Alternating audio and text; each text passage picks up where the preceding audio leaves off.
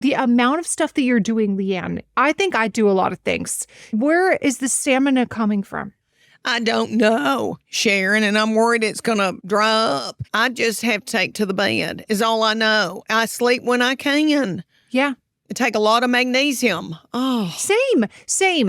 The magnesium makes all the difference. People are sleeping on magnesium. And it helps digestion. And the muscle cramps. I'm with you. But yeah, I take a lot of supplements and I try to prioritize sleep, and I should eat better. I just ate 2 chocolate chip cookies that you would have loved. I'm sure. How are you doing all this with an election and inauguration and all that, honey, holding up the United States of America?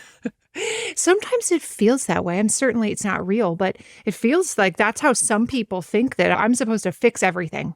It doesn't matter what it is. There's something that needs fixing, and it's my job to fix it. I bet they do. And they shouldn't put that burden on you. It's a little bit like I would imagine people, when they find out that you're a comedian, they're like, do something funny. Do people ever do that? Where like, make me laugh? As though it's just a thing that you can just be like, turn that on. Same kind of deal. I've had people say to me, say something funny, and I've been standing in front of a casket at somebody's funeral. Lighten the mood, Leanne. It's your job. It's your job to make us all feel better in our hour of grief. That's your job. I know, but I can tell you that I have asked for people to look at my moles, like at a party, a doctor. I have done that. I've crossed that boundary too. I get it. I feel you. Listen, I'm going to tell everybody a little quick story that I've already told you, but I have not told the general public this, which is that, first of all, my mom loves comedians, but she's very picky. It needs to be the person who tickles her personal funny bone, right? So her husband turned her on to watching some of your clips. And before she knew it, she was watching your Netflix special and buying tickets to your comedy show and driving multiple hours and spending the night in a hotel.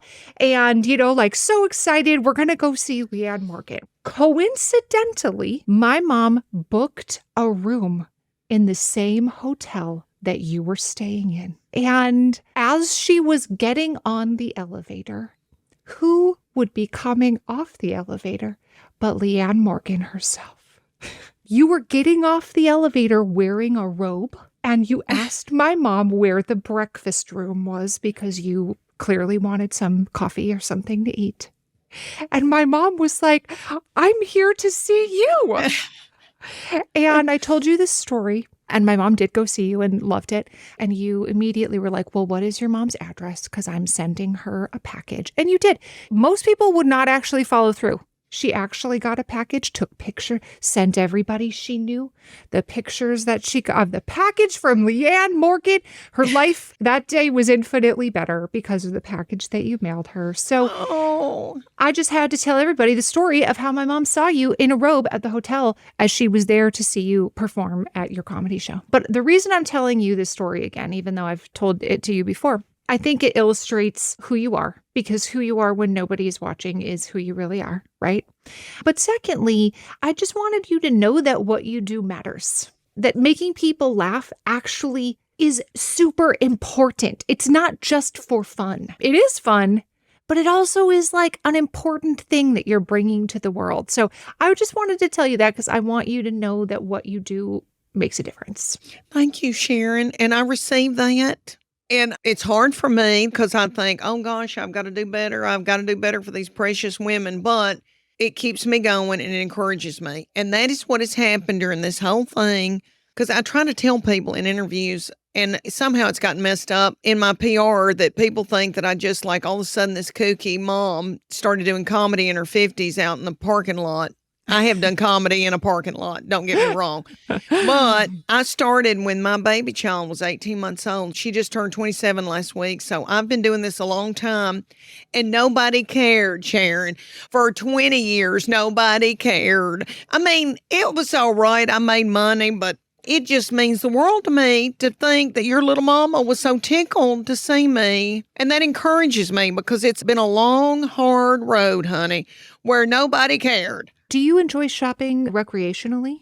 I do. Yeah. And I tell you, Sharon, what I enjoy, because I've been on a budget for 30-something years with Chuck Morgan. Chuck Morgan is a very, very smart, type A, anal retentive, overachiever, very academic, smart, has kept me on a budget. And so it has been almost like a hobby to be able to clothe 3 children and do it on a budget.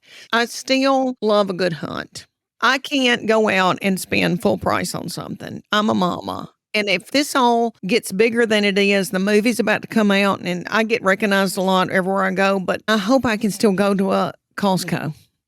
That is my joy. If I can do anything, it's knowing that I can go and look at the sheets and the little clothes that have got Paw Patrol on them and then find out what the new spice is or what kind of cans of tuna they got.